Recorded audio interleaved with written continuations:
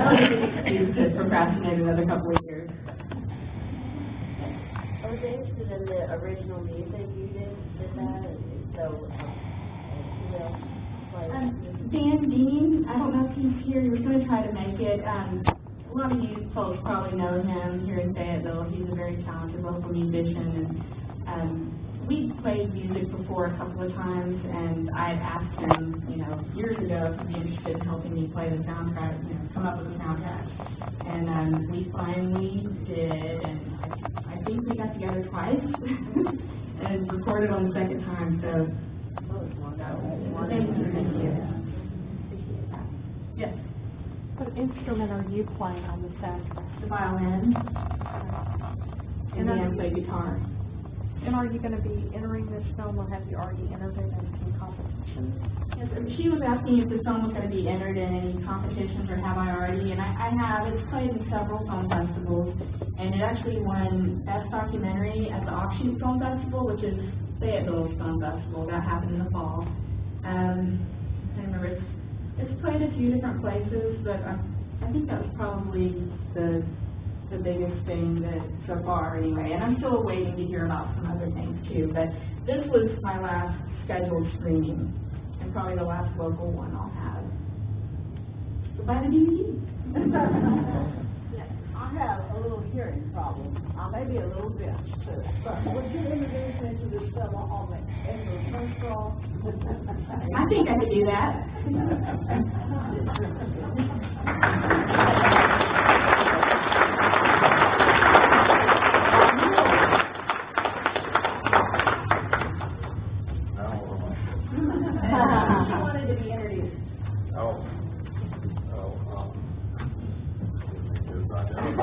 I think she just wanted you to get up here and just identify yourself. Well, I thought I was pretty well identified in the film. It's perfectly obvious that I escaped from a family of ministers. So apparently I didn't escape totally, because I'm still hung up on the idea of our bettering ourselves as a species. Excuse me, I forget about these radios in my ear. Working toward 83, I've picked up some values, no answers, but a lot of life values, I hope. And I'm hoping that by the time I become an actual halfway decent human, I'll be ready to kick them all over. Yes. Did I understand from the film that you're writing a memoir or something of that nature, Yes, John? And how far along are you, and when yeah. will we get to read it? Yeah, basically, I've got to a working rough draft of 12 years of job gypsy existence, which we were dragged from Kansas to the Gulf and back, and got back up here. At the beginning of World War II, a patrol plane came in at Mobile from the Gulf and was shot up fighting with a German submarine. Dad said, "It's time to go back to the hills, kids." He built a small trailer and brought us up to Harrison in 1942, early 42. And he worked for Hammersmith's son-in-law, who had a fuel company there, and hauled coal over the hills and so forth, to Fort Douglas and places like that. So I'm not an authentic Arkansasier, because I wasn't born here. If you're not born in the place, why you can't. There's nothing you can do. You're always being an outlander and so forth. But they tolerate me pretty well after 40 years or so, something like that. I have a friend who grew up in a community called Rule. It's neighboring parts in Gulf County, and I just wondered if your family had connections with that. No, not as far as I know. I've met 2 or 3 Rules. There are 2 or 3 around. There's one in Springdale and so forth, but no, as far as I know, not. A number of years ago, my dad told me that there was a Rule convention in Oklahoma City. And I think there were about 5,000 rules there, but I never went. There were, of course, several in my home area, Franklin County in Honolulu, Kansas, where Gary Hart fence, or Gary Hart, you might know him, came from. But no, as far as I know, we're all just humans, and that's the only. My family tried to trace things back, and there were they come up with, it's always up to family, and they've made a book or two, and they tried to come up with some connection to minor German aristocracy or something like that. I have no idea about this stuff. I don't think much of it. I always remember this little anecdote in David Niven's, the actor's biography, and a number of years ago he was at an aristocracy dinner and so forth, and the woman next to him said, my family goes back to William the Conqueror. He said, oh, that's so. Mine goes back to Adam and Eve. That's probably good enough. I think that humans, really, that we should recognize the basic human as having some actual universe-given rights, and that does not stop there. I was trying to think of a little poem to write about loyalty, sort of a loyalty oath poem, and I started out with, of course, us, and then, of course, you have to include the women, because they do produce a race, and then we have to include the children, their rights, and then maybe even the family dog, and pretty soon maybe other species, because we're all connected, we just don't recognize it, and then the time you get through, your loyalty is to the universe and everything. You have to feel that way, yes. I'm with you in spirit, but I don't have your fortitude. I couldn't do it. No. She said she's with him in spirit, but she doesn't have his fortitude. Well, I only have my fortitude when I'm claiming it. At 4:48 in the morning, I don't have my fortitude.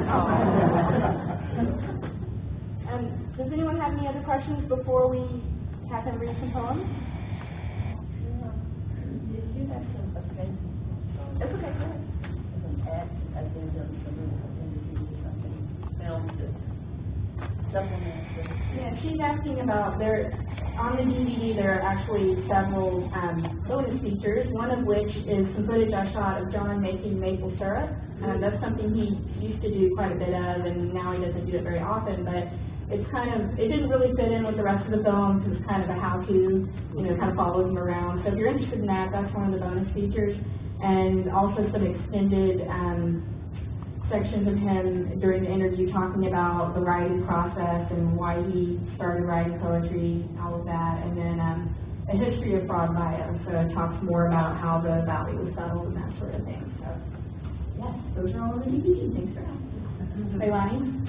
First of all, thank you to both of you for the lives you have chosen as artists and the gifts that you bring.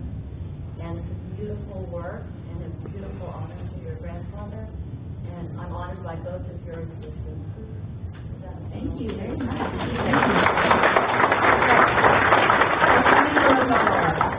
I have a question though. Did your mother then live on that property, Sarah? No, my mother is the daughter of Margaret that you see. So, I guess you were fairly young. My mother's an audience. Yeah, when she was younger, because she was the youngest of the kids. So, but all of the kids spent a lot of time there. And then the grandkids, we all grew up spending our summers there and Christmas and Easters. And so it's a really special place for all of the grandkids, for sure. Magical place. Well, we bedded down as many as 14 or 15 at a time at Christmas and Thanksgiving, and it was quite a task for me to tiptoe among all these bodies and fix 4 fires and so forth, 2 in the morning without stepping on something. That's the way it went. We had a lot of fun. wanted clarification about, that you said the difference all year round in temperature between outside and inside was 8 to 10 degrees? She's asking about when you talk about the difference inside the house versus the temperature outside. Oh, yeah, it's about, it runs anywhere from 8 to 20 degrees difference between the outside. You mean without like the fire going inside and stuff like that? Without the fire going, it all depends on whether I've left the vents open and vent windows in or anything. But In other words, it's basically, pretty there's cold. quite a difference. In the winter, when I was using it, it So was if very it was cold. 0 Really quite a degrees, difference. what would it be inside with the fire? Like, how warm will it get with the fire inside? Oh, it can get up into the 70s. Oh, okay. But I haven't used the fireplace now for a couple of years because I don't feel I need it and I don't feel justified in doing it. So I have a little box heater. With a little box heater, it gets pretty cool by morning. And I think the coldest I got last, in the coldest spell was, and I had just come in from town, so I didn't have time to warm the house up. It was 38 the next morning. But I didn't have to break ice or anything. Yes? How do you bring your water in, or do you go to the sprinkler water, or? There was a little well 15 feet deep out in the front field. And the family that lived there cooked in buckets. They had almost nothing. And the little woman put on her worst dress in August and climbed down the inside of that well and cleaned it out, where it bottomed out in blue limestone, about 15 feet deep. About 4 inches into that blue limestone, they quit trying to chip and so forth. So that was all that was there when we went there. So we at first went to a spring up the valley about 300 or 400 yards and carried water from it. And even in the worst drought, that spring continues to run water. But we quit that, and we had a well bored next to our shack that we built first. And it's 50 feet deep, and the water comes up to about 16 feet. Went through 16 feet of limestone. The water comes up to within about 12 or 16 feet of the surface. So that has been perfectly good ever since. So we're just lucky that way. So, but I'm just as glad not to have to carry 6 jugs of water at a time from 400 yards away or so. Yeah. But it's really, I wanted to have a 19th century farm and to see what we could do. And it's just, as I say, I bit off more than I could chew. So we're ready to do a little reading. You want to have any questions before you start reading? Really? Okay, all right.